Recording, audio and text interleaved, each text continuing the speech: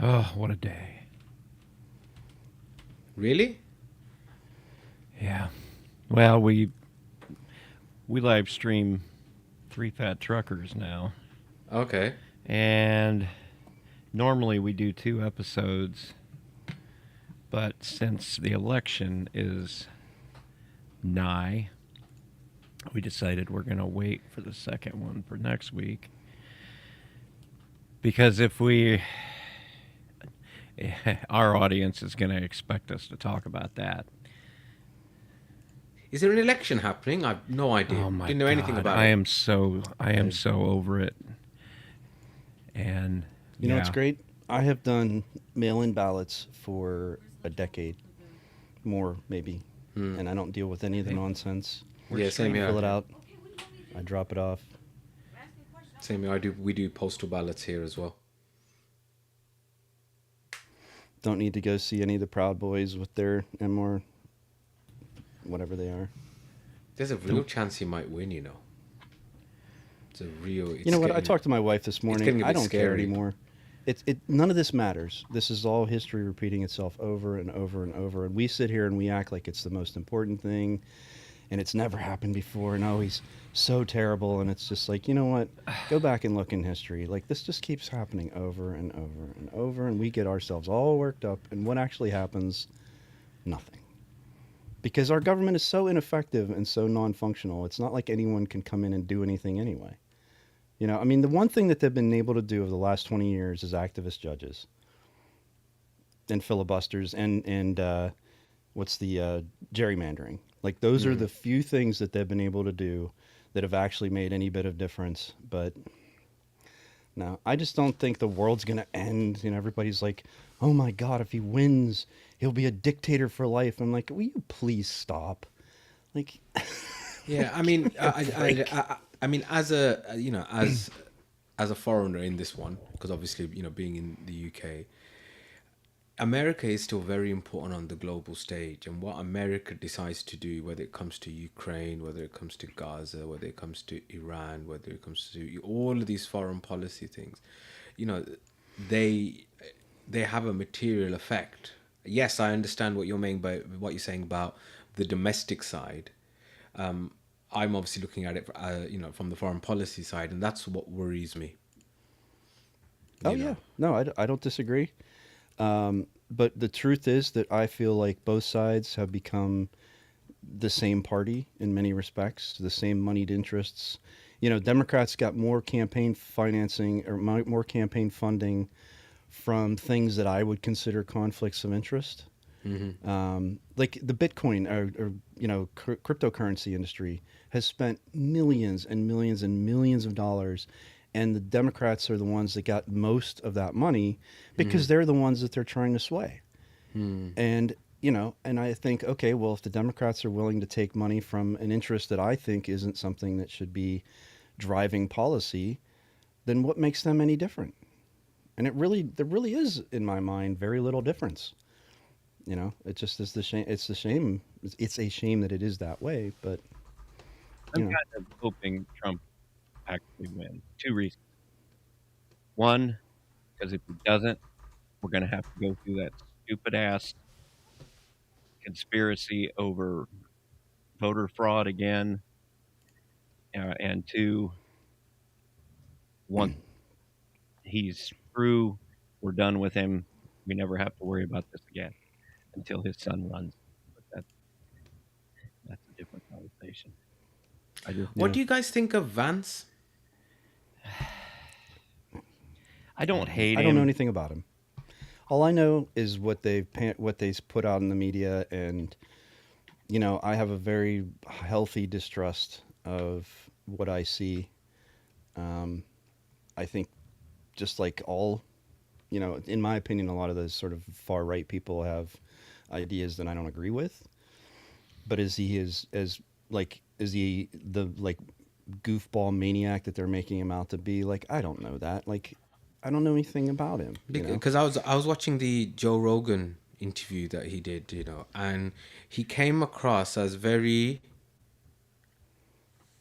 he came across a lot more saner than he's been painted now, and I don't know if that's just media management. In fact, I'm pretty sure it is media management. Yeah. Yep. But and I remember thinking to myself, there's going to be quite a few people who watch this and kind of go, he doesn't seem to be a bad guy. Even though Those are the actually, people they're trying to appeal to right now because they're all when too he aware. drilled down into it, he says crazy things as well. Well, he wanted to Well, enter that world, didn't he? He wanted to enter that pugilistic sort of new right wing movement where if you're gonna be a part of that, then you've got to be willing to come out swinging yeah. and say wild shit. Yep. I don't know. Is I Leo coming, by the way? He's supposed to be, but you know how that goes. yeah. I've come to the It'll conclusion that you all are a bad influence on me. I'll talk about it in the I show. find that very hard to believe, but okay.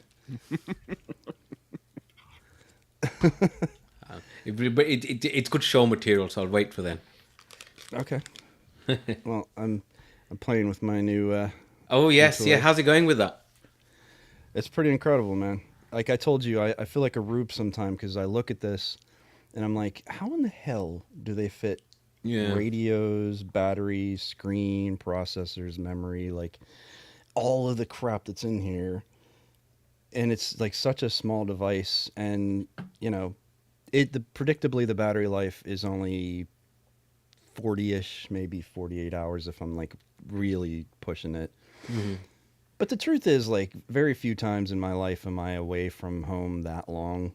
Mm-hmm. That the added features and the functionality of this compared to like, comparing it to the Pine Time is kind of stupid because like they're not even the same thing Mm-hmm. in my opinion. But no, I love. So one of the reasons that I wanted this was really, and I know it's not a medical device, but as a way to monitor my heart rate, Mm-hmm. excuse me, and sleep tracking and some of that stuff. And so this happens to me a lot, and I'm not exactly sure what it is. But last night I was having dinner and I start sweating just profusely. Mm-hmm. And I'm sitting there eating, and I'm just like sweating and sweating. I'm like wiping my head off, so now that I have a watch, I just look down and I'm 130 beats per minute, and I'm just like, what the? It's like I'm running a race. Like what the hell? Mm-hmm. And like so, I stop eating, and I settle. It takes me like a half an hour to finally like get back down under 100. And I keep telling my doctors this. I'm like, I don't know what this is, and it doesn't happen all the time. It happens, a couple times, maybe 3, 4 times a week. And yeah, and same thing, like if I'm standing in the kitchen, if I'm on my feet for more than like 10 or 15 minutes, that starts happening as well. And my heart rate just keeps going up and up and up and up. And I'll hit like 140, 145, and it's just like, geez, man, like I'm not even doing anything. So that's really for me like important to see that trending over time. Have you ever had a 24-hour Evening shift is here. ECG tape? Yeah, I have in the past. I haven't recently. I've had all of my all of that stuff has been perfectly normal.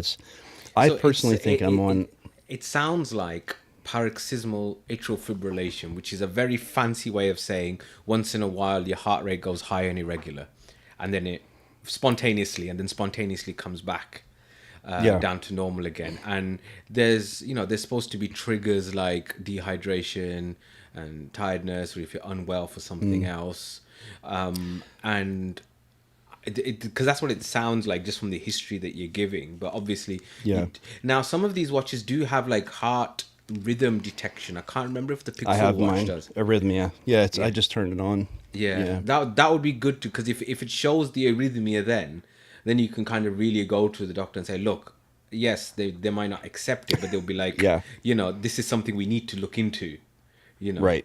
rather Yeah, than and I any- mean, I'm at the doctor's several times a week, so it's not like I'm at risk of like being undiagnosed. I mean, I bring it up and I say like this is an issue. What I want to be able to do is, I think a lot of times it's anecdotal, right? I'm saying, okay, I think this is happening, or this is the what I'm feeling. If I can go in there and I can show, very specifically, like, look at this trend that I have where, certain times a day, or, let's say here, I just got up and I walked, 100 yards and look how high my heart rate went, that kind of thing. Because I have the literal data to show it, Yeah. that becomes more real in that sense. So anyway, that's one of the reasons that I wanted to have it. And like, yeah, I mean, even just sitting here right now, 110 beats, because I guess. So I had a colleague, one of the nurses that I work with. She was found to have a heart problem, and so she needed open heart surgery and a valve replacement. So she had all that. She was off home, and then once in a while she'd like text because she had got her ECG off her Apple Watch, and would be like, "Does this look normal to you? Does this look normal to you?" And anyway, I used to ignore it because I was just like, "Calm down, Kylie, it's fine." And then once she sent me one, and I looked at it, and I went, "Shit!" And I like rang her straight away, and I went, "Have you got chest pain?" "Yeah, I've got a bit." "You need to go to the hospital, like now." Yeah. And so she ended up having some weird reentrant tachycardia thing, which she needed to be in hospital for a week for and stuff like that. And that was from her Apple Watch. So then does that become an argument? Like, because I see one of the things, and we can use this as show material if you want, but just the idea that, these devices are becoming so sensitive and so capable that they really can be used as almost like a medical device in a way. I mean, I think that it's that thing of supporting evidence, isn't it? It's supporting evidence. Yeah. If you turn up to your to doctor take a next step. Yeah. You're not going to use it. I'm not going to treat somebody on the basis of it. But, Right. if I see a big abnormality, I'm going to say, whoa, you need to go to the hospital. You need to get checked out. Gotcha. You know what I mean? Hey, Leo, you all right? Well, Yeah. You guys ready? are we recording on our own? Audacity. Yeah, let's see. How do we get Craig in here? Does they make Craig for Video Ninja? Yeah. I was thinking there is a way to use Craig to record directly to FLAC without any filters in place, without any of the Discord nonsense in place. That would be the only way I would be willing to do Gotcha. it. But you've got to be paying. You got to be on the Patreon or whatever. Like the $20, whatever. Yeah. Is this 39? Yes, it is. Yeah. Okay. Can you Right believe on. it? Yeah. Almost hitting the big 4-0 here. All right. I think I'm ready. I got 3.7, or what is it? 3.7, yeah, of Audacity here, ready to go. And We're going to have another discussion of Audacity, aren't it's we? pretty good. Ugh. It's pretty good. God. It's Here pretty we go. good. I like it. What's I good like about it? This is podcast material. Is it though? Do you really want to talk about Audacity on the show? I don't really. Not really, Right. but anyway. So what's good about it? Real quick, 2 minutes, go. Yeah. All right. We'll do 3, 2, 1, then 20 seconds, or wow, maybe less. 3, 2, 1, record.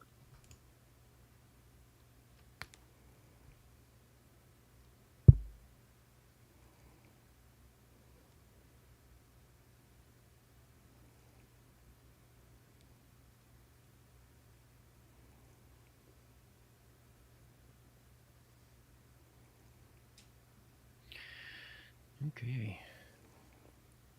Audio. There we go. Let me turn off this air purifier. I got my furnace running. There's nothing I can do about that. I realized, so I have a little fan that sits, and it has really nice gummy rubber feet, but it sits on the same thing that my mic stand is connected to. Ooh. And I Oh, was no. recording the other day, and I recognized, I was like, what is that hum? And I went, Yeah. oh, I know what it is. That's what Was it that the intense humming of evil? No, it's a very low, almost imperceptible, but it's definitely there. And yeah, it was like, oh, I don't want that in there. If I got anybody this gets that rubber reference, material. I'll be very impressed. No, I I'm just sorry, thought I it was didn't. funny. I didn't hear you. All right. I don't listen to you. Give us a 3-2-1-0, Leo, if you will, please. And 3, 2, 1, 0. Zero. Zero. Drop the zero No and way, get with really? the hero, baby. Yeah. Is it just me or was Eric way off? Like not way off. I've when said it. he I heard said it just- exactly when you said it. Literally, I said it in my How it's crazy. compared. Yeah. I actually said it Maybe- over top of you at the same exact moment Yeah. that I heard it. There's just some Wow. things we men have heard so many times in our life that it's burned into us collectively. What I said that? Yeah. I said it. Do you not remember me saying it? Didn't I tell No. you? Didn't I tell No. you? No, you didn't. Oh, don't! didn't. Please don't! Please don't! I don't need. I don't need any of this. I live this. This is so. This is The as my daughter trauma's would coming say. out now. As my daughter would No, say. no that wonder. is No so wonder his real. heart rate goes up to 130. Ah, there it is. Yep. We've been together for like 30 3 years. What are you concurrent gonna do? viewers. 3. Wow. Wow. That's That's 3 amazing. people with Bill unrealistic only does this so expectations. he doesn't have to edit anything. There is some measurable truth in that. Yes. See, I knew it. I knew it. Yeah. It is a considerable less. Anyway, you've got to do your cold open, Bill. My what? Your cold Yeah, open. technically, Yeah. we haven't started yet. Oh, is Right. it? Oh, yeah. Linux OTC. 39. Nailed it. Linux OTC. Welcome to episode 39. I'm Bill. I'm Eric. I'm Majid. And I'm Leo. I was just thinking, oh God, we didn't go through this. Yeah, well, that's why I thought I'd just get in as quick as possible to make That's it right, obvious. Yep, I just threw it right out there. Do you know But what I'm saying? Worked. It worked. It certainly worked better than last week. It's the same people as It every is. time. It's the same. Yeah, people. it's the same 4 fantastically charming and good-looking men that weren't available, and so we turned up instead. That's right.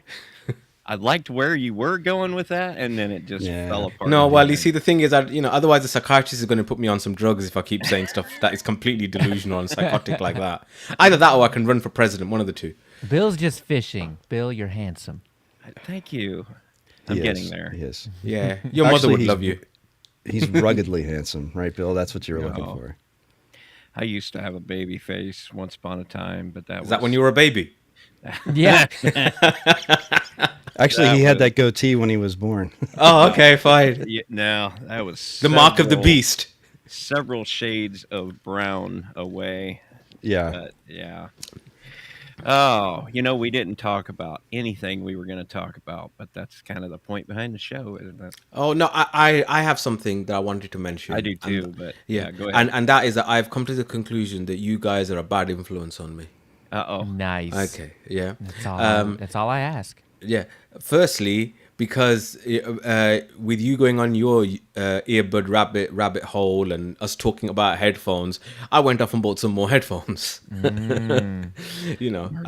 So some Sennheiser CX True Wireless, which have been discounted by 50% because I'm sure they're trying to get rid of stock before Black Friday or whatever. So I got them for like $60. So I was like, yeah, I'll take that. So yes, that's one. And the second one, ironically, is so I was listening back to the last Mintcast, and you guys were talking about distro hopping and how you don't really bother, or you can't be bothered with it anymore, and you just wanted the stuff just to work, blah blah blah. It made me think, I haven't tried a new distro for a couple of months. Let's try something. And so I'm going to try and live in Fedora land for a bit. And see how life is like on that. I got my See you back in a Lenovo week or Mix so. 520 tablet, which is similar to Eric's Dell Latitude. And I thought, let's get Fedora, let's get vanilla GNOME, however you want to say it, and see how it goes. So, And so you're on Ubuntu today. Awesome. No, I'm on Mint today because this is the podcasting week. Oh, yeah. You want something stable. You want something that works. You want Gotta something use that Mint. works. No, actually, the reason I'm on Mint is, again, your fault, Leo, because I listened Oh. to Linux User Space and I heard you waxing lyrical about mint and cinnamon, and I thought it's been a while since I've tried cinnamon because I was actually using Aurora on this podcasting box. Oh, It's right, actually right. lasted a long time, actually. Good 6 months I was on it and no problems. And the only reason I'm moved was just because I thought, oh, he's talking about cinnamon. It's been a while since I've tried cinnamon properly. Says the So guy on Mintcast. yes, I know. I know. Yeah, that irony is not lost on me. You know. But yeah, and so that's why this rig is on cinnamon. But yeah, so I'm gonna try out and see what life is like on Fedora land at the minute. You know, Is there it still used to 40? be a distro 41, called 41. 41. Okay. used to be a distro out there called Corora that I used to Yes, use years I ago, remember that. and that really kind of made Fedora easy to get Yeah, started with. yeah. for I remember people most at the people. time were like, it is to Fedora what Mint is to Ubuntu.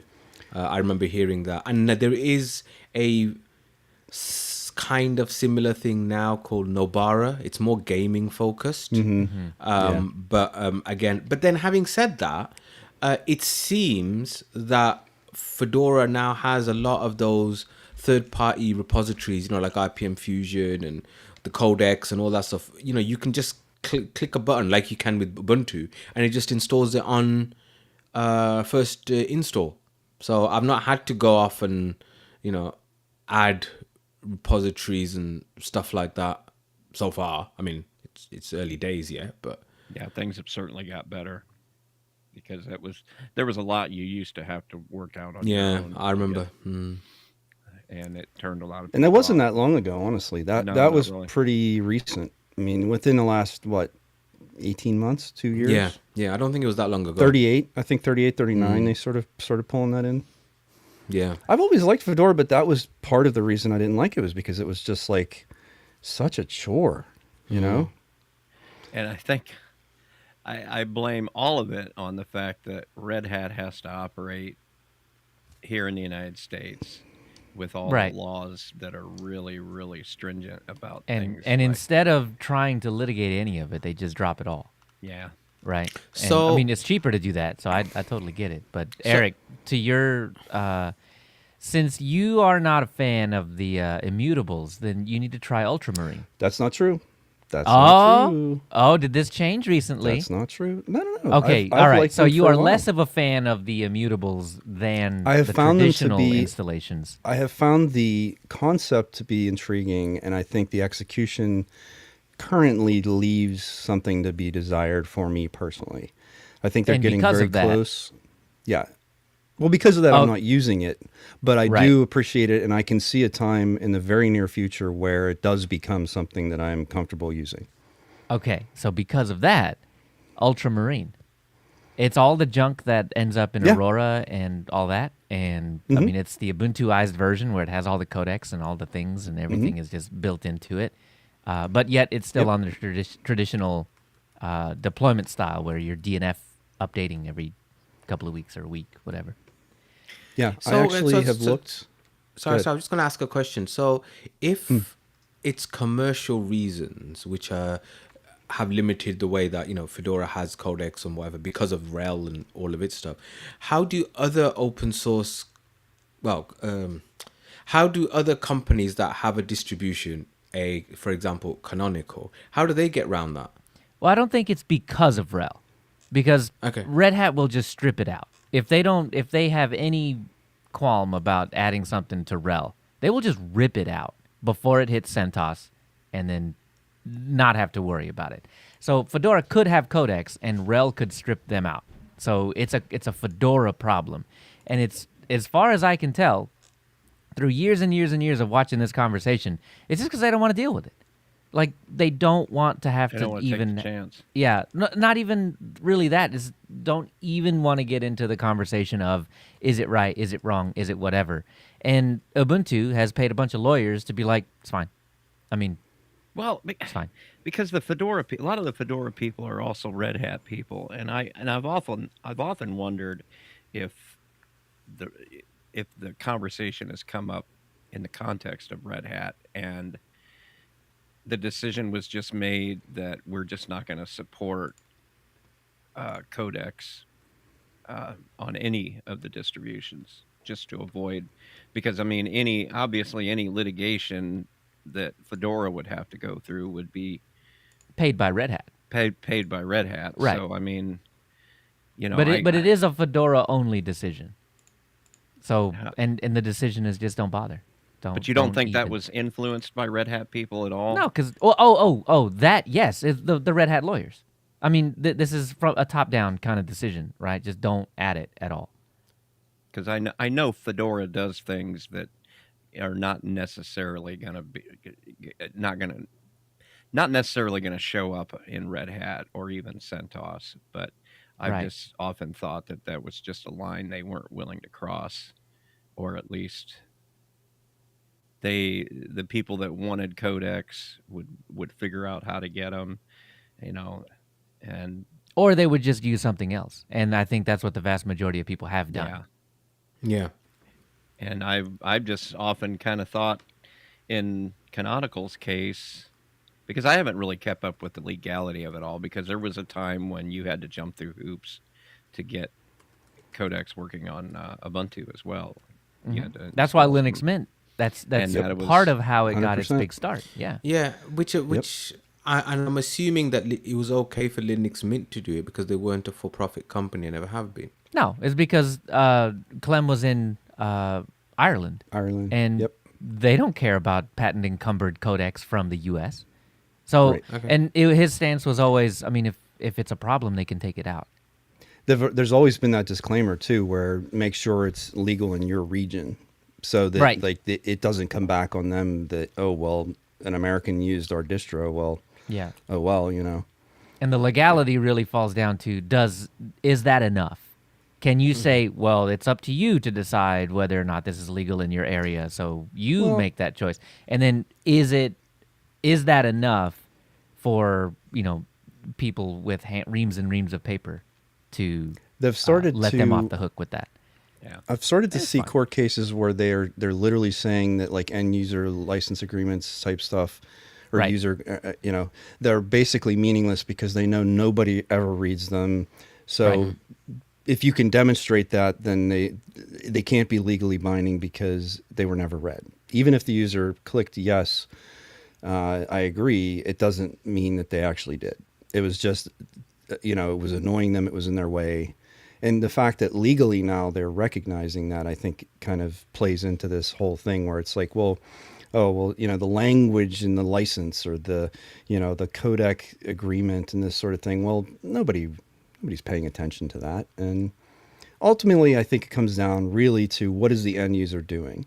If they're just consuming content, if they're just finding a file somewhere or watching some content or something, and they're just passively sort of consuming it, that's one thing. If they're using that codec to then, pirate things themselves or distribute, then that becomes a much larger issue because you're making it easier for them to do that.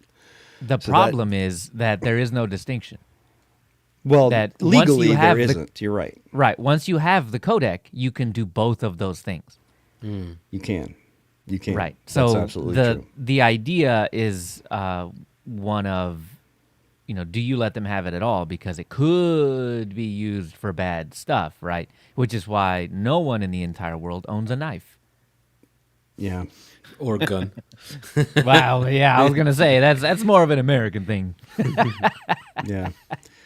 I don't know. Some of these things, like I was watching something about the DMCA stuff and like how it was really such a long time ago that it couldn't possibly cover like all of the modern technologies and, things, the gadgets that are in our homes, everything has a computer in it now. Your appliances have computers, your car, like everything has a computer in it now. And everything sort of falls back, like all the companies sort of fall back on this DMCA stuff about, their legal protections and, rights and stuff like that. And it's so outdated that it doesn't really cover the modern, execution of like all of the way products work and all of that. And so I mean, that really comes down to, I feel like, and I think a lot of people would agree that the government isn't effective in understanding like what the actual state of the affair is. Like what types of things are happening? How are people actually using this technology? How are companies providing it? And I just I don't know that that's ever going to be a gap that's filled either, because you have, these people that are, here we are again. There's another person that's around 80 years old going to be possibly leading our nation, and it's just like, I don't. This isn't a disrespect to older people, but like,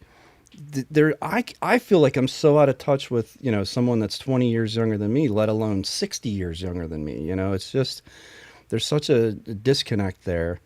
And it's kind of impossible to expect someone of that generation to quite understand all of the modern stuff. But and that's not like, the thing about that is that they don't even need to understand it. They just need to have people around them that understand it. And But- they need, True. I saw. You're almost I see- certainly going to end up with people, though, that understand enough of it to leverage what they know to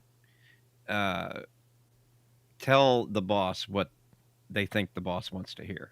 then you hire 2 or 3 or 4 or a council or somebody, right? I mean that, of course, that it swings in both ways, right? You either swing the axe wildly and hit what you hit, or you get some people around you to help you swing the axe properly. That's it. I mean, that's what I it. hope. I hope that Right. elected officials have aides that actually understand, and to consult with people, bring in industry experts, and not like the ridiculous witch hunt trials that we see, come before Congress. And, I don't think any of that's really effective. I think TikTok? hopefully, yeah, right. I hope behind the scenes you have people who are much more sort of level-headed and realistic about how things are done, that are sort of saying, look, let me explain this to you in terms that maybe make sense, or Right. I don't know. I have to hope that's happening, because otherwise It it's has to just- be, because seriously, how many of the people in charge, doesn't matter in what level of government, how many of them are actual economists? Like, went to school Oh, yeah. Right. for Yeah. 8 Yeah, to that's 12 true. years to be an economist, right? Yet they're making decisions on the economy every single day. How do they do that? By having Yeah. economists in their Yeah, cabinet, so that in around having them. having the correct advisors and the correct team and Right. And Surrounding of course, yourself to with Bill's the right point, people, yeah. there's always going to be an economist with an agenda.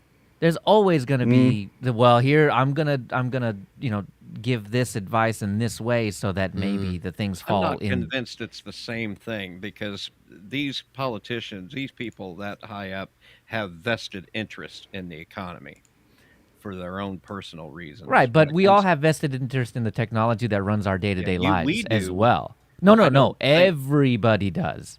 Everybody. Okay, you and I understand that, but I think less people who are in charge actually have any respect for it. Oh, until well, it's, sure. Until it's a talking point, until it's something like TikTok. Oh, where right, TikTok, it's right. in the That's how it zeitgeist, comes so into the we have national to- consciousness. Yeah, we have to actually act like we're doing something, although we have no idea what we're dealing with. Right, you but know. it can be done, right? Like California has a GDPR, right? How did that happen? The people, right? The people California's actually a little want. bit more forward thinking when it comes to. I mean, that's where Silicon Valley is, and you're going to have people in the local government in California from Silicon Valley, because the decisions made out there directly impact Exactly, them. which is why you don't see that kind of legislation being spearheaded in Iowa, right?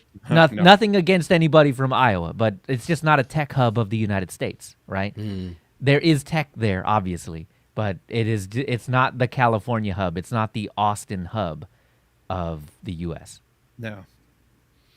And sometimes I'm thankful for the inefficiency, because if they could make as many changes as they'd like to, sometimes I don't know where we would be. They can't do as much damage. Yeah. Yeah. Well, Roy Rogers said, I hope I'm quoting this correctly, just be thankful you're not getting as much government as you're paying for. Yeah. Because we wouldn't. well, I have mean, anything. there's a lot of I'm trying to remember where the quote's from. I think it's a philosophical one. The idea that don't ascribe to malice that which can be adequately described by incompetence. Yep. And I think That's a good one, that's yeah. very true of a lot of and it makes me sound really pretentious and know-it-all, but I'm just being It's factual. okay. You're British. You already sound pretentious. And Yeah. Yeah, that's fine. To us. Yeah, but because it's the same in government here as well, or in, if I look in the NHS or my own hospital or whatever it might be, and it's like some of the decision makers here. I mean, yes, I'm not saying that I would be much better, but some of the decision makers really don't know what they're doing. And this idea that it's all kind of an agenda and there's a conspiracy, it's like, nah, people are just a bit shit, really. Exactly. And that's actually the point I wanted to make about that. That particular phrase is a bulwark against conspiracy theorists, like conspiracy theories in general. Oh, yeah. Because a conspiracy usually requires some type of malice somewhere in the way Yeah. to make this thing like, oh, that's why they're controlling the rain, right? Like instead of just you know, sheer someone- incompetence. Right, exactly. Like, no, the world just sucks right now because we've done a whole lot of I bad things know to it, and so many people we're that- getting that- our comeuppance, right? Like that's what's Yeah. happening. know Well, so many so, people okay. that get into those things, and I just tell them, I think you give our government way too much You're credit. right. Well, because- yeah, exactly. I think First people off- you're giving people a lot more. Yeah, exactly. You're giving them a lot more credit and agency than they really have. Exactly. You assume that anybody in Washington would be capable of pulling off the amount of organization that would be required. Yeah, in yeah, order to- 100%, 100%.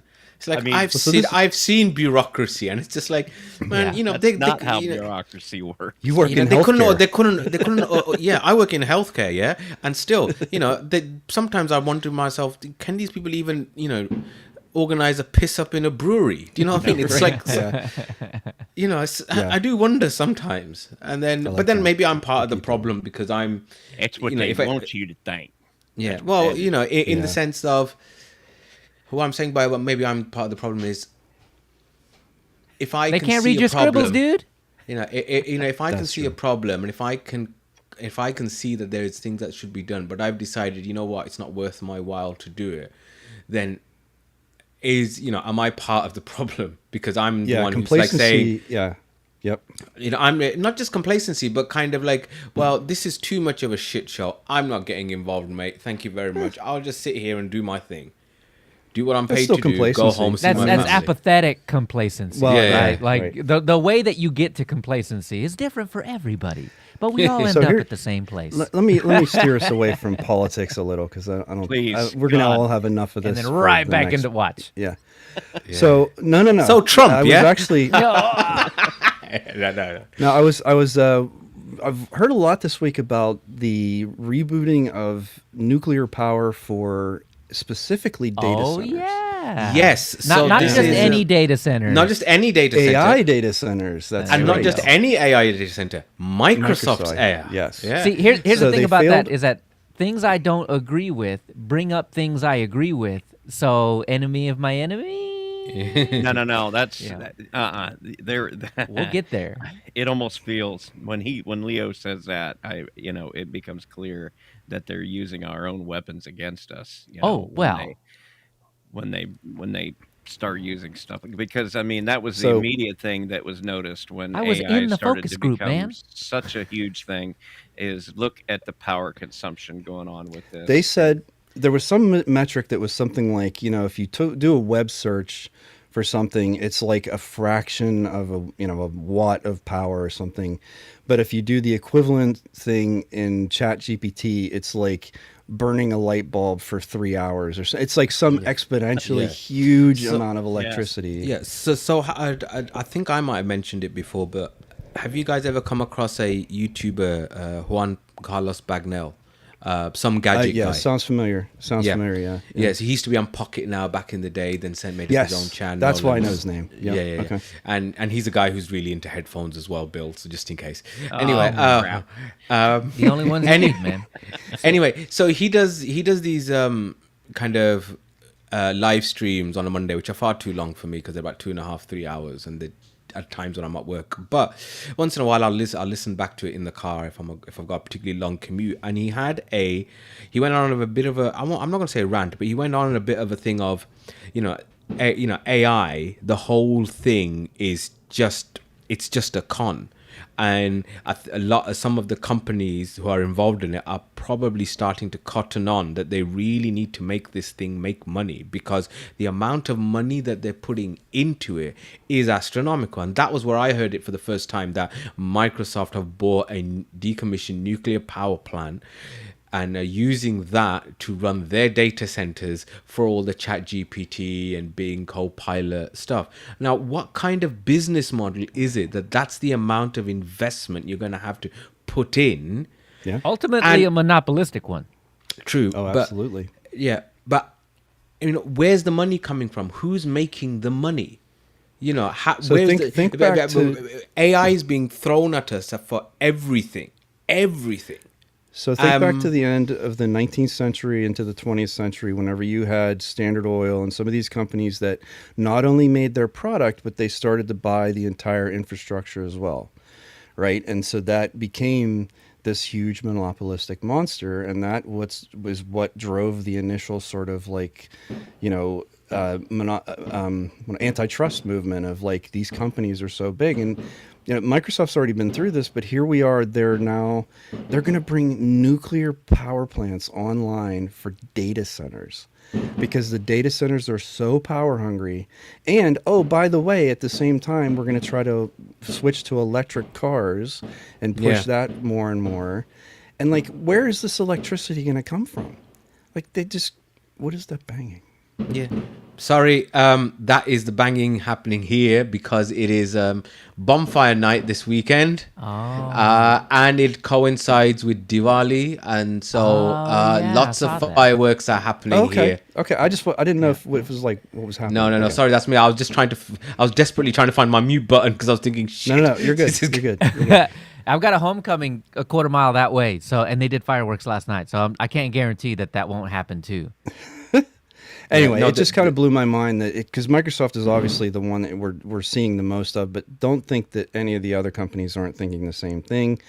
And looking at either decommissioned reactors, or they were talking about I can't remember the acronym, but they're sort of like modular or much smaller reactors. Instead of producing 900 megawatts, they're producing 300 megawatts or something like that. I think they said Rolls-Royce has plans for one, and the major manufacturers had plans for these. Anyway, it's going to be like the 1950s, and in the magazines they're going to be like, everyone will have a nuclear reactor in their house. Well, I was just thinking that maybe this will bring on a whole new era of like technology being iterated upon for nuclear reactors. So everything uses electricity, right? And there's too many things contending for a finite resource, right? And you can't keep burning coal forever. No. It is. Well, not you can. They're gonna try. Yeah. Well, we've just decommissioned our last coal plant. Coal mine, in the UK. Heard about that. Yeah, in South Wales, and so after 187 years, there will be no coal, active coal mine in the UK. The context I heard that in was the steel industry and how, either virgin steel versus recycled steel, and using electrolysis or electric, energy to melt the steel. So they really went together. The coal, so in South Wales was very high. South Wales, the northeast of England, these places, where there was a lot of coal mines, was also where there was a lot of steel making. Originally, Pennsylvania, baby. Yeah, British Steel is what it was called, and then it was all sold off. And so yes, the steel, I think probably it was the only place where the majority of the electricity went to was the steel kind of foundries that were still around. And then as that has died off, and then there's the kind of the political thing to try and get towards more and more renewable, because we have opportunities for renewable, especially when it comes to wind power and stuff, that for political reasons we haven't really been taking advantage of. And the fact that a lot of steel now is imported from China because they flooded the market with cheap steel over the last 10 years or so. It was already on its... So the mining, the coal mines, as it were, started to die in the 80s with I knew we said we were going to talk politics, but with the time of Margaret Thatcher and the miners' strike and all this kind of stuff. So it's been on a slow decline anyway. But yeah, the final one actually closed about 2 months ago, something like that. Well, so again, these competing interests of if we're going to electrify the transportation system, we're going to, keep spinning up AI data centers and everything, is primarily using electricity. Where does that come from? And renewables are not reliable. At least there's no way to store. So the problem with the sun is how do you store it? And we still don't have. No, it's stored up. It's stored in the sun. Well, yes, that is. I think if you were starting from scratch, you would find that we probably have a lot of the technology already to no, I mean it's not going to be everywhere, obviously, but like for example, a place like Saudi Arabia would make tons in solar, wouldn't it? Because it's a bloody desert. I live in Texas. Yeah, there you go. Okay. We have a lot of wind Right. and we have a lot of sun. Yeah, we have a lot of Right. wind, right? And there's places in northern Europe where hydroelectricity is really a big thing. So I think if it was wanted, if it was and this is where your vested interest things come into it.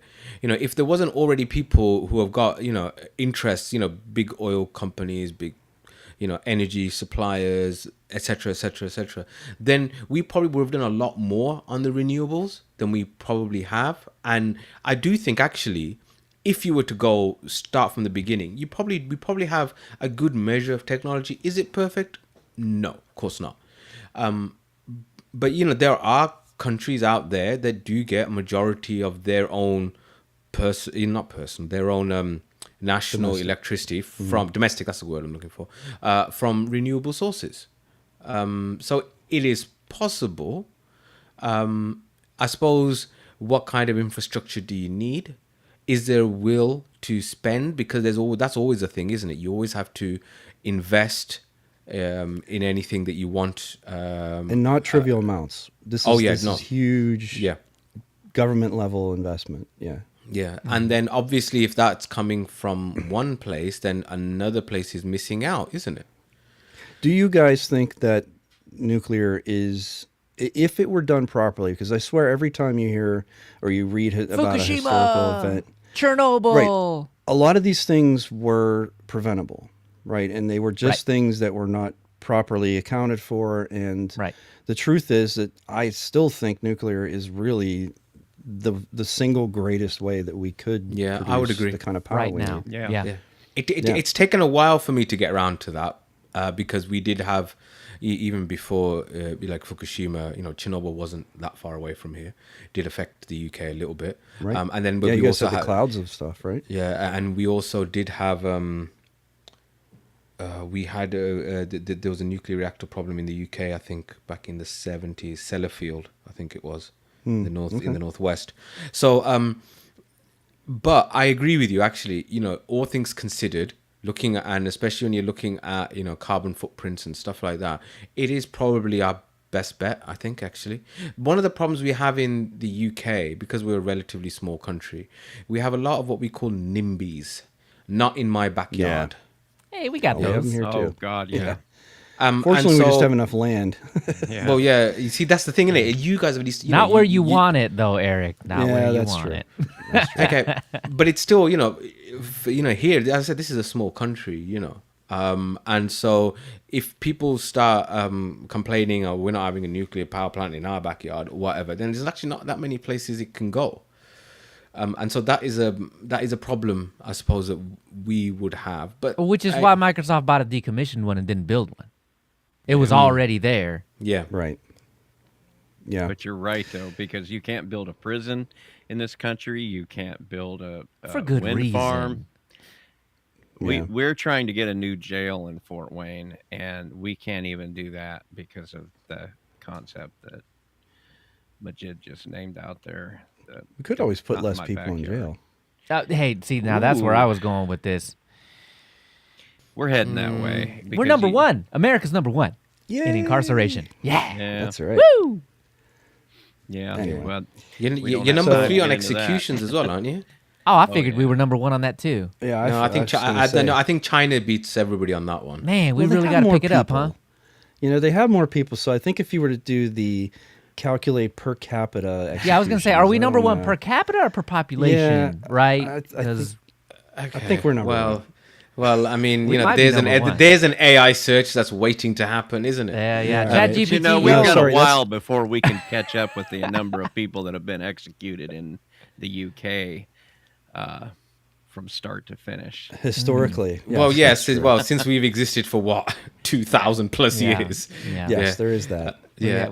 Yeah. But no, just going back to the AI thing, and honest question: where is the business model? Where are they thinking they're going to make money from It's all this forward investment? thinking. They're But I where? think a lot of the money they're looking at. I mean, same thing that we do with advertisement, right? Like you just put it out there, and someone's gonna want it, and they're expecting a lot of return on it. I don't think they're Well- making money on it right now, or at least not hand over fist. Okay, Right? but again, what is it that they're thinking is going to?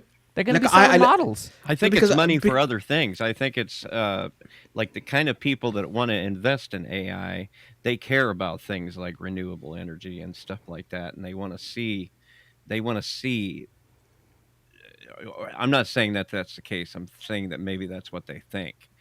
That they want to be recognized as fixing these problems that some of us are saying are Well, happening. he's thinking like, how do you make money off of AI? How does Chat I GPT think- actually make money besides subscriptions? And I think that's where a lot of it comes from. I think their sell is what they've been trying to do, at least, is you need less people. And because the single greatest expense go. to any company is salaries, they are trying to work that angle of, well, you just need less people to do the same amount of work, or less skilled people to do work that a more skilled person would have done. And so I think they're sort of teasing that out and training it. And in some cases, that is absolutely true. It's an assistive technology. They've already sort of shown. I mean, I have yet to speak to any developer who spent reasonable amount of time with an assistive AI technology in developing software that didn't find at least some advantage to it. And so basically what you've done in that space, and I think this has happened very, very quickly. I mean, you think about in the full timeline of software development, AI has been pretty disruptive in a very short amount of time, to the point where, you know, the developers I know are saying, look, my advantage now is that if I'm using this technology, I can do things faster and more accurately than someone who doesn't. And what's happening is the older people, the older software developers who are not as readily accepting technologies like this, they're falling behind. And so there's this gap between younger people who are adopting it and showing the benefits and the productivity enhancements and the, you know, quality of the output and all of that, And the then bugs in the older system people- and the bad code that's written and Well, the commentless stuff. And But yeah. but the thing is, software development is a very human endeavor, and there's a lot of bugs Right. that are created simply because of simple oversights or, you know, things that machines do really well, right? That people don't do well. And so it though, in that sense, at least, that is shown that it is a sort of a symbiotic relationship between, you know, an AI model and developing software, because that's And it- what and it's it will really good be. at doing. So But- it's very interesting, actually, that you mention we've ended up on AI. I generally wasn't going to segue this, but so it just reminded me Too of bad. yeah. So as some of you guys might know, unfortunately, I had a family member pass away recently, and so I was up there, you know, for the funeral and stuff like that, and I actually ended up missing the funeral because I couldn't get the time off work, but I went up anyway. I met my cousins and whatever. Anyway, on a side note, by the way, everything around that was just amazing. You don't often get Muslim funerals and deaths being treated as a kind of a celebration of someone's life. And it was really good that it was, because this guy, I mean, he helped set up so many doctors. He helped set up so many communities. He's the kind of guy that, there's that thing of, give a man some bread, you feed him for a day, teach him how to fish. He for the whole, You feed him for a lifetime. He was very much that kind of guy. Anyway, sorry, bit of a side that was.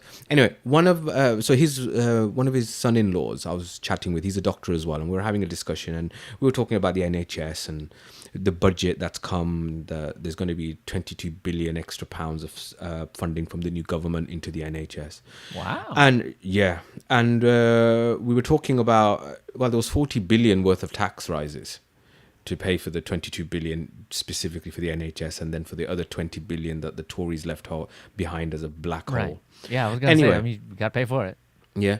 Anyway, and so we started chatting about, do we think that this money is actually going to help? And like a lot of government departments, because that's basically what the NHS is. It's a government department. You just throw more money at it, it'll keep sucking it, and you won't necessarily get much good out of it. And so he was telling me about how Google DeepMind had been, and this is about maybe just before COVID, was being used in the south of England to help triage calls to doctors, and flagging up things that needed to be flagged up and not flagging up things that didn't need to be flagged up. And then in the end they had to stop it because it didn't comply with the EU's GDPR. We were still in the European Union at the time. But actually, when you hear of some of the things that it did, so for example, it would you wouldn't need to have someone scanning through everybody's blood results to make sure everything was fine. It would scan, and it would then pick up, okay, this guy's potassium is surprisingly high. This needs looking at, or this guy's potassium is high, but it was on the way up, so it's probably nothing to worry about, or whatever. It was making these kinds of low-level decisions, and then contacting the relevant person. So, for example, if it knew that a particular doctor was busy with a resuscitation, it wouldn't call that doctor. It would call someone else and let them know, oh, look, flag it up that this guy's potassium is high. You need to go sort it out. And I haven't contacted this person because he's in the middle of a resuscitation. And he was then, as he was talking about this, he was saying, let's be honest, we've all lost our privacy since we got smartphones. It's, the data's already out there. The data's already being used. We're being, all that sort of stuff. Let's make advantage of it. Let's take advantage of a lot of the health data that we have, sell it, and use that to fund the NHS. You'd make billions of the health data of people. It's politically not very pleasant, but it's a reasonable funding model. I'm not sure I agree with him, but I thought it was an interesting, way of looking at AI, as a kind of, and it kind of falls in with what Eric was saying of, you're using it to replace people, fallible people at a lower level, not maybe decision-making kind of thing, but, flagging things up which somebody might miss, things like that, redirecting things, contacting the relevant person rather than trying to contact someone who's too busy with something else. And so there's a delay and the patient has to wait or whatever it might be. Maybe that actually is a real world sensible use for this AI. I think it is. Yeah. So the argument of, hey, since you're taking my data anyway, pay me for it. Yeah. That's been where I've been at for a long, long time, and specifically about advertising on the internet, right? Like, and not necessarily the advertising, but the tracking of it all. If you're taking my data and then turning around and selling it, well, then you need to cut me in on the deal because I never had a choice. So split that money with me 50-50, and I won't complain about it anymore. And so, I mean, that's the health angle of that, right? You're already sucking it all up, so pay me for it. And I guess in this case, instead of paying me, you're paying the NHS to then continue funding and taking care of me, right? Like, so I get value out of you stealing all of my data. Yeah, And like the I'm stuff that okay you're with talking that. about, Eric, with your smartwatch, that data. Yeah, Google already knows that, and it's on their server now. Exactly. Somewhere. They need to cut Eric in half and half with that, whatever or have money some, they're making. or at off least of have it. some benefit to Eric Yeah. from providing that data. And if that benefit is that it increases investment in the hospitals and the doctors and the health system, and especially public health, because I think the biggest thing that needs to be sorted out in a lot of Western countries is public health. Prevent people getting ill. Well, one of the Don't fix the problem when it's happened. Stop people getting high blood pressure. Stop people getting, high cholesterol, diabetes, things like that. Which will then lead on to other things like heart problems and respiratory problems and things like that. That's where a lot of the investment should be. And it just hasn't been traditionally because it's not sexy. It doesn't sound cool, does it? Oh, we're starting a smoking cessation service. Right. It's not the same thing as saying we've got this fantastic new drug that will cure cancer. right. Yeah. Yeah, Yeah, and I think and- one of and- the. Go ahead, Eric. I was going to say that the part that I'm happy to, so when things like anonymized data where they're using, interactions that I have, let's say with a watch or with a phone or a device or something, or, with a piece of software, like I'm happy to provide that if it then feeds back and gives me a better overall experience. If it makes it a more capable tool, then that's sort of a holistic, relationship for me. I don't mind that if they're not using it to either sell to someone else, like you're saying, cutting me out of the deal, right? If I don't see a value from it, and the value doesn't have to be money or free, right? I'm really hoping what happens over time is that we shift more and more away from this concept of everything has to be free. I don't think it's going to happen, unfortunately, but I would love to see where value for value, where it's like, look, things are worth $2, $3, $10, and not everything needs to be free, because if it is, it's not, and I think there is this sort of awareness. I see it with younger people now more than I had in the past. It's actually older people that aren't quite understanding this anymore, which you'd think maybe they would understand that there's no such thing as a free lunch, but it seems like younger people are skeptical where, why is this free? Why are you giving this to this something that is giving me value? What value do you get? So I don't know. It's funny that that's the old people are the ones that came up with that there ain't no free lunch or there's nothing free in life or whatever. But it's they the don't young even people think that are taking it twice to about heart. it. Right. Right, Yeah, exactly. exactly.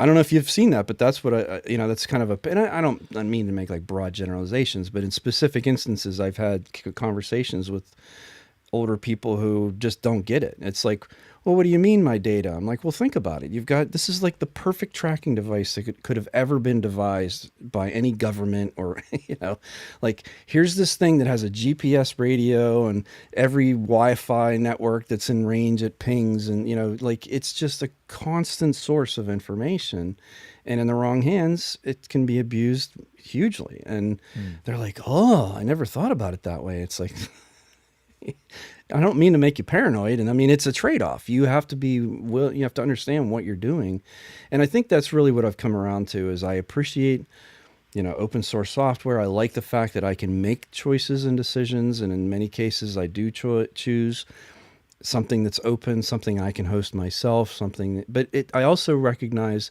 that requires a certain level of technical acumen and patience and learning and things that most people either don't have the time or interest to do, and so they're going to go with what's available. And that's where I think things like privacy laws and those are important to protect people at large, because they don't understand anything about security. Like Leo, I forget what it was, probably OTC, but it might have been some other venue where I had started to make some assumption, and you were like, but yeah, that's you. You're a technical person. You understand that. No one else does. Yeah, I have to face that and you're fact right. every single day because I teach this stuff, right? And it's just it's a rock against my head. Like, yep, they don't come in knowing this stuff. It is every single day I have this conversation, and I'm telling somebody like, yeah, man, length over special characters in a password is always gonna create a more difficult to break password, right? Length. Oh, that's wins exactly what every it was. It single was a time. password manager. That's what it was. Yeah. I said something about Yeah. you're like, nobody uses a password. Oh Yeah, yeah, exactly. we were talking about Like, it last time. Yeah, We're the 1% Yeah. of the 1%, man. Yeah. Like, Right. yeah. Right. who were using Bitwarden and stuff like that. Yeah. Yeah. Well, I still say using something like that is probably better than not having anything. But at the all. only way it works is if you build it in, and you don't even Yeah. make people Right. think about it. That's why I was okay with Apple's slightly flawed implementation of a password manager, the second version that just came out like this year, I think. and Google or whatever doing their password manager jazz. Like, yeah, sure, you should use Bitwarden over those, but as long as you're using something, you're already doing way better than the low hanging fruit that are going to be knocked over in the next big hack of Yeah. Equifax or whatever. Yeah. or archive.org. Yeah. You guys were reporting on Mintcast, and I was screaming at my radio that archive.org was fixed. But at that time, it was read only. You could get on and you could look at stuff, but I was still not able to get signed on and upload anything Yeah, yeah, until we're on Linux user space. We're just being nice. I mean, because they're a big part of how we do those history episodes. yeah. So I we're am just not trying not to poke criticizing. them until they're back. Well, I was Um, able to get, as we record now, November 2nd, I was able to get signed on yesterday. Yeah. And So, so what Okay. is it? What is it you want to have a go at them about? What I is it They that you don't. got feel hacked is- twice. I mean, Yeah. I mean, and that's that was not interesting great. too, because that guy, you feel like ostensibly he's making the point that, look, if I can do it, then somebody with even worse intentions could. But in reality, this guy is probably just trying to play Mr. Nice Guy while racking up, whatever brownie points for his little culture that he can, by Do you by reckon it was a hacking. job interview Hey, you for never that know. guy? In the sense of, look, Yeah. No, it is. he That's and what that's so- about. some government agency or some company is going to try and contact this hacker and say, "Do you want to come work for us?" Yeah. I have mean, heard that kind He'd of have thing to Yeah. be happens. named then. But Dude, if you can beat the rap on something like that, yeah, you got a job waiting for you. I guarantee it. but I think, and I agree. I think Eric made the point. Well, you know what? If you're so smart about this stuff, why don't you come and help us fix it? Why don't you give us the fix instead of Yeah, but just you're not worldwide known if you do that. yeah? Well, Your security podcast talked about you known. That's about it.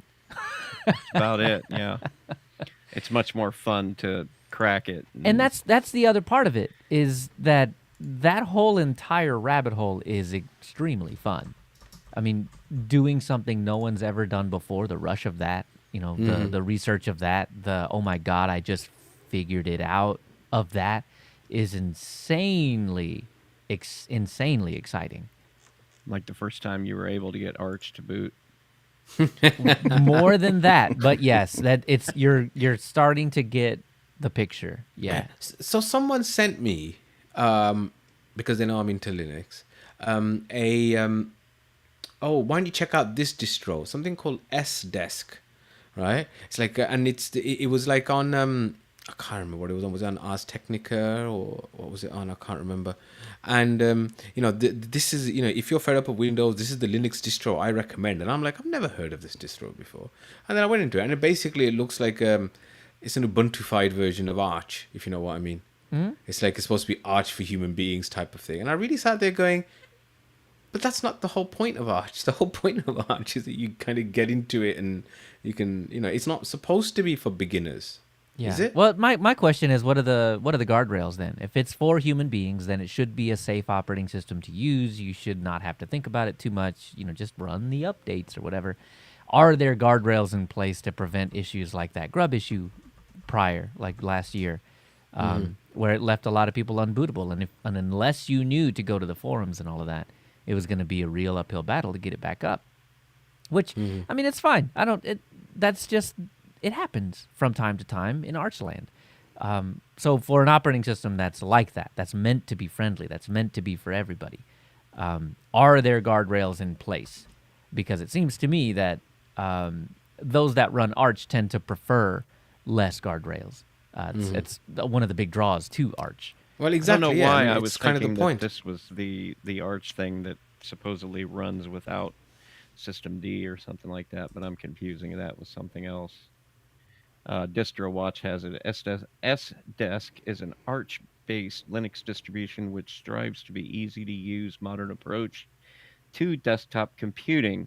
The S-Desk project ships up-to-date software and uses GNOME running on a Wayland session for its default desktop environment. S-Desk includes a number of popular open source applications, including LibreOffice, and uses Calamares to install the So was operating it system. ours that was kind of playing this up like I'm, it's for yeah. everybody else? Yeah, I mean, as I said, well, hold on. Let me just, as I said, I don't want to say the wrong people, just in case it Yeah. was someone Because else. that reads like, well, this is basically Endeavor with extra stuff Well, installed. yeah, exactly. Yeah. Well, or Manjaro to an extent. I know people. Oh, right.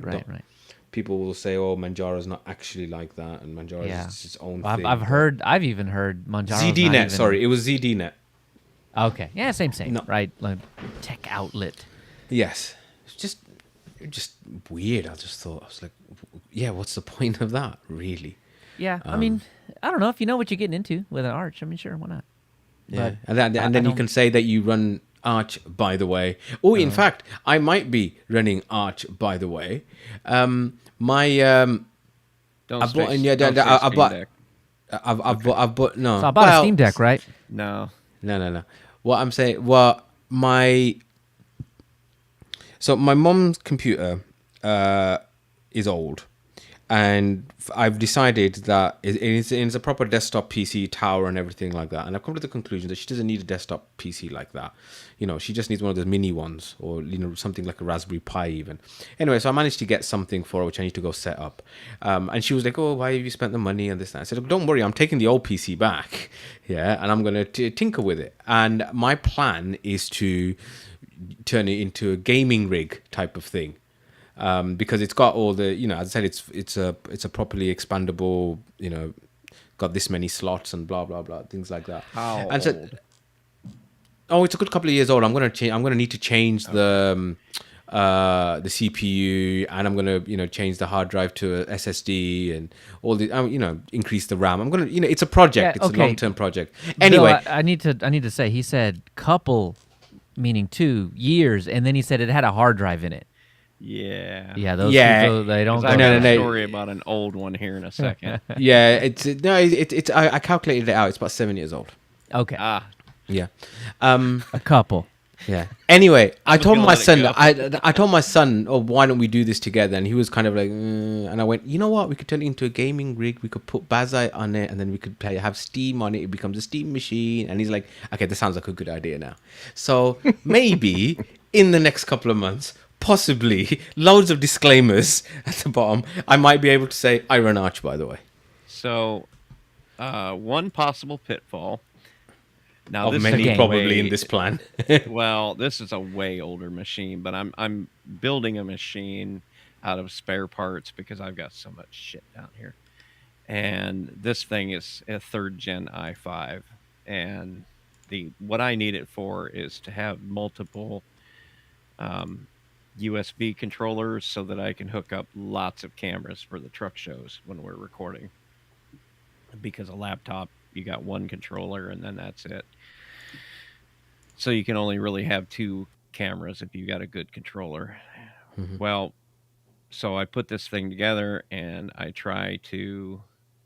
Now it says UEFI. It's got UEFI, but it must not be UEFI as we understand it now, because it will not. The first thing I noticed was it would not boot from Ventoy.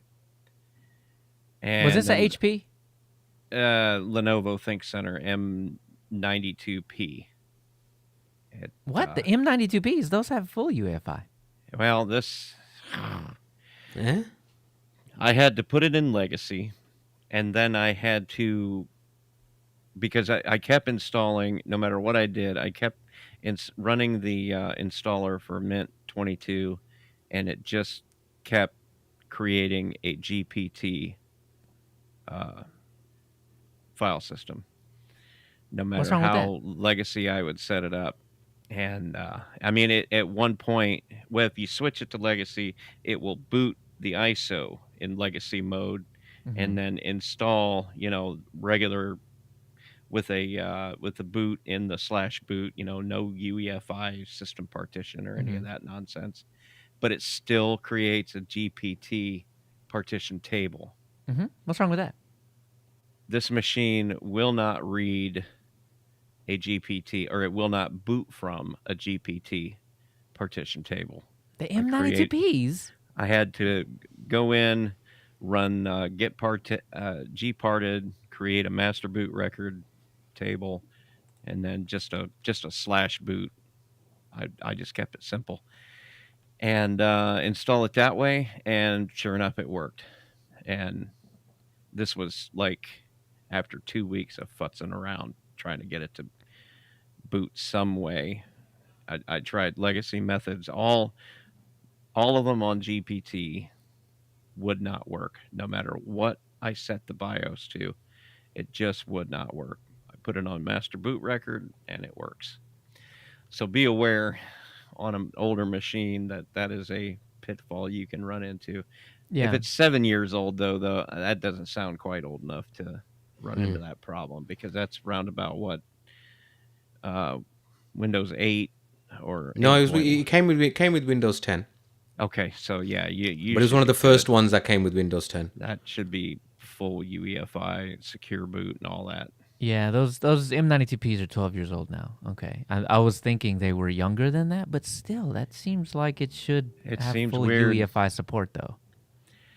But I mean, it didn't have any of the other stuff. None of the secure boot, none of the TPM. It had a pretty robust BIOS for a Yeah, Lenovo's machine tend that to. old. They always do. But you know, I've got an M93. That's what our Nextcloud is on. That M93 that installs just fine on a GPT. Yeah, because the partition early table. UEFIs, the early forward-thinking BIOSes had like this weird hybrid UEFI support. And that Yeah. may be what was on that M92P. Yeah, that's And you would run into the weird little issues that you saw. Yeah. yeah. And it was weird, and I didn't like. I kind of thought that the installer should have been smart enough to know, okay, this is if it's going to be legacy, then it needs to be master boot record. But it just kept creating a GPT, and it wouldn't even ask. The partition tool, even the advanced partition tool in the Mint installer, does not give you an option for the partition table. It only gives you the option to create a partition table, but it doesn't give you the option of what kind to. If you're going to get into that kind of thing, you've got to start up gparted and use that before you even start installing. And then you've got to go through the process of manually assigning the partitions, so you're gonna run into some things with a setup like this that some novice Linux users probably wouldn't be real accustomed to. So on a completely out of random note, I did try to find if I still had my, you're saying how old was it exactly, and I was like thinking, exactly how many years is that? I mean, I'm sure I bought it from a particular website. Anyway, I realized I bought it from eBay. Just a couple of years ago, though. Just 2. Well, I've just looked to see when it was. Yeah, but it's 2017. But I'm just impressed that eBay goes back to 2017. Wow. As in it has my purchases that far back. I mean, I've been on eBay mine for years. from 2013 are on there, or even further back than that. Wow. Okay. Yeah, mine are on there for absolutely. They go. Yeah. They All go that's on the way dark back. web, And too. So if you need to, right? I mean, I'm sure eBay's been hacked. They just didn't say anything Yeah, about it. I do have a problem with companies. So I had what is it? It's one of those goofy photo print services where you turn it into a book, like Snap something. I don't remember exactly what it was, but they sent me an email where it's like, buy something or your project files will be deleted automatically. And I went back and I looked, and it was like 7 years ago that I created a card for like a family member. I'm like, why do you still have this? Like, you've been paying all of these years on server space to store something, like it's completely irrelevant. It's easier just to keep buying hard drives and keep rolling it over. It's to actually, you'd have to pay somebody to actually go in or write scripts to go in and delete the right No, the stuff. script's already written. They have the automation to email you when your data's about to be deleted. It's all there. They just haven't pressed the button. Yeah. So, anyway, that's an hour, folks. Hey. Well, get a hold of us. Get in touch. We got a few ways to get a hold of us. We got email show@linuxotc.org. You can hit us up on Mastodon. I think I started a Matrix channel, but I didn't get it completely fleshed out. I don't know if that would be interesting to anybody. I've been playing around with that lately. It's interesting. It's fine. It's all right. It's It's it one is what more it is. freaking thing. Yeah. Exactly. Yep. That's the truth. Comment directly on the website or give me a call. My number is. Oh, you thought I was going to do that? No. Yeah. Yeah. We actually thought. Yeah, 555. yeah, as if he even remembers his phone number. Hey. Oh, anyway, we'll be back in a couple weeks. Until then, I've been Bill. I've been Eric. I've been Majid. I'm still Leo. We'll see you, folks.